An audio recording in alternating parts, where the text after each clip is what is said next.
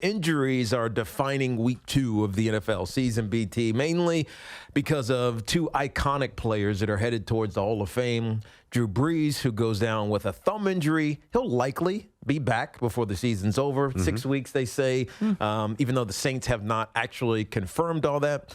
Teddy Bridgewater, there's a reason they kept him around. It's a good thing they did. He didn't play great, but at least he's there.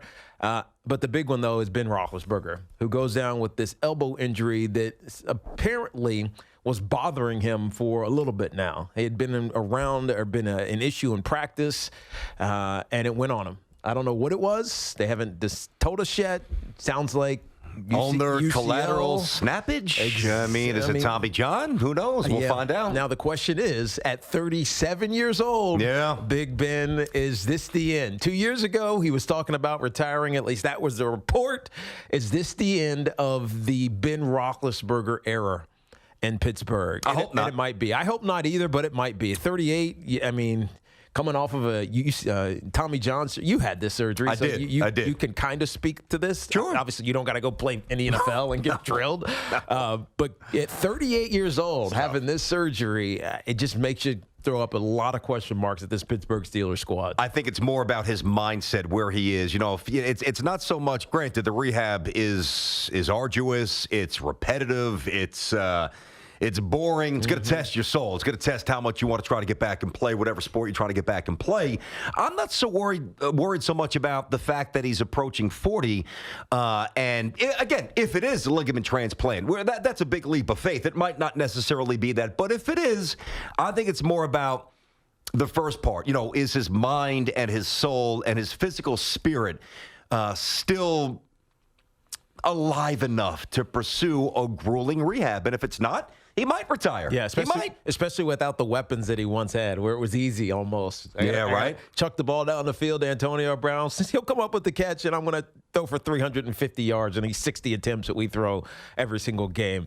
Otherwise, turn around, hand it off to Le'Veon Bell. He's going to get me 120. I'll chuck him a couple passes. He's going to get me another 50 or 60. That's not there anymore. James Conner goes down with an injury for the Steelers. It's dire straits. I mean, I wish I could redo my preseason picks. You and me both. Right? Because we both had the Steelers getting to the Super Bowl. That's not happening with Mason. Maybe it will with Mason Watch, he's going to be the next Tom Brady. He actually played great. He played well. You know, what was he, 12 and 19 or something like that, and didn't look horrible. Almost led them back to a victory, at least a tie, in Ben Roethlisberger's stead. But still, man, it just feels like this was on the verge of happening for a couple of years, whether it was because Ben was talking about retiring or we were worried about the contracts of Drew Brees and whether the Saints could sustain it. I mean, he's 40 years old. How much longer can he do this? There's a changing of the guard that necessarily happens in sport. You just get old.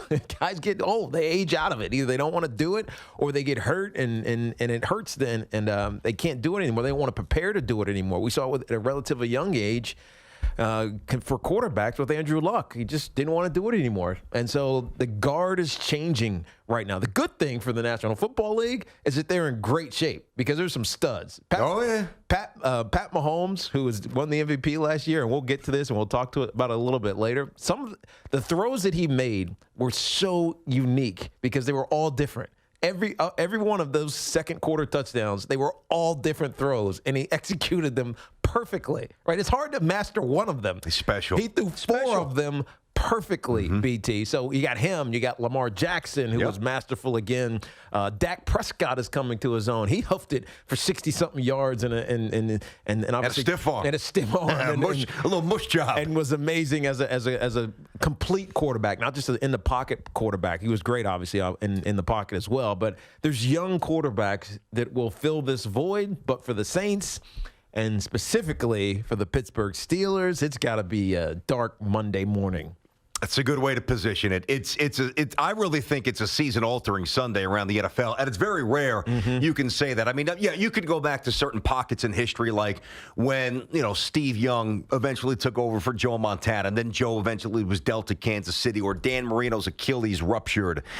There's been certain circumstances, of course, that have really made us like, wow, this is a really tough day for the NFL. But I'm going to restate what I said at the start of the show, that I believe this is the most physically destructive and devastating start to any NFL season. And you mentioned you got to incorporate Andrew Luck. I mean, think about right before the start of the season, the former #1 overall pick, by the way, still in his prime, still in his absolute physical prime, willingly retires. You talk about Big Ben, first ballot future Hall of Famer, out for the season, could be done for good. You talk about Drew Brees, whether it's 5 weeks, 6 weeks, whatever, changes the entire complexion of their season. By the way, Drew Brees, his first play was a pick, and his second series was a 3-and-out. That's right. He does not play well on the road. He has not played well on the road for a long time. Now, these are all varying in terms of, a truly altering circumstances, but even Nick Foles. I mean, Nick Foles got a lot of money to come and save the floundering Jaguars program or franchise. He's out minimally 10, 11 weeks, completely altered. Oh, listen, Gardner Minshew, he's interesting, whatever, but he's not Nick Foles. It forces them to change what they are. Sam Darnold, the 3rd overall pick in the draft, who was supposed to revive my New York Jets, has mono. Might not come back until Halloween. I mean, think about what I'm throwing. Right. Cam Newton. That's a lot. Cam Newton. That's a lot of. It's one thing if it's a wide receiver or a running back or a rush end. This is crazy. This is crazy. I'm telling you. Seriously, Cam Newton, the former 1st overall pick, is an MVP, is a shell of what he once was. So I challenge anybody to find a start to the season that remotely replicates this. And I want to throw this at you as a former athlete, because I know sometimes, with Drew Brees, that could happen to anybody. That's right. That could happen, God forbid, I'm not going to name names, but a young stud next week, you hit your hand on somebody's helmet, whatever. Kevin Durant.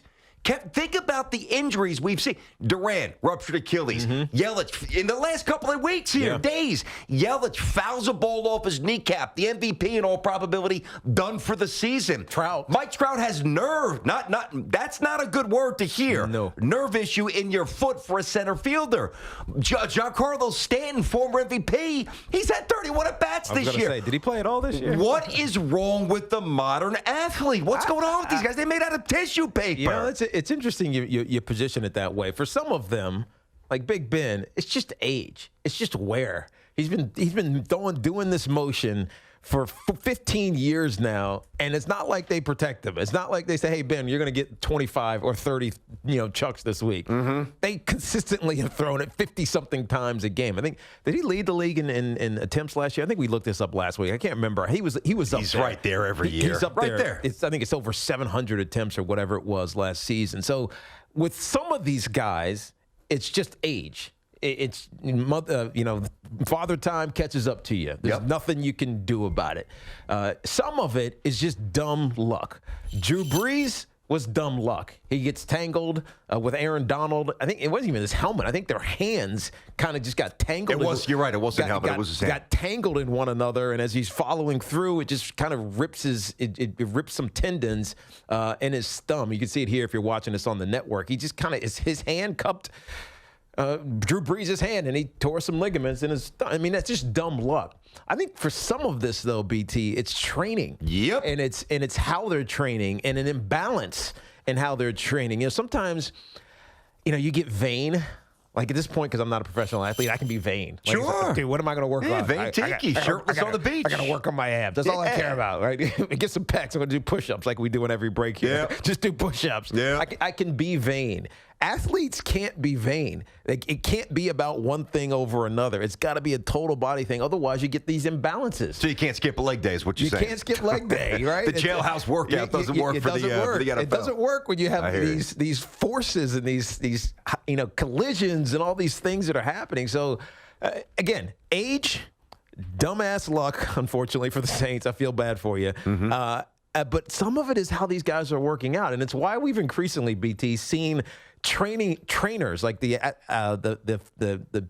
coaches, strength trainers at some of these organizations, they get fired. It happened with with the Mets. The Mets have been a litany of injuries for well over a decade. It happens. You see it. And improper diagnosis, which is even worse. That's right. I mean, but, so that's just negligence. Part of it is how some of these athletes are training. These days. It has to be because it's these young, good looking, great shape. At least you think they are guys who are getting major injuries that don't make sense.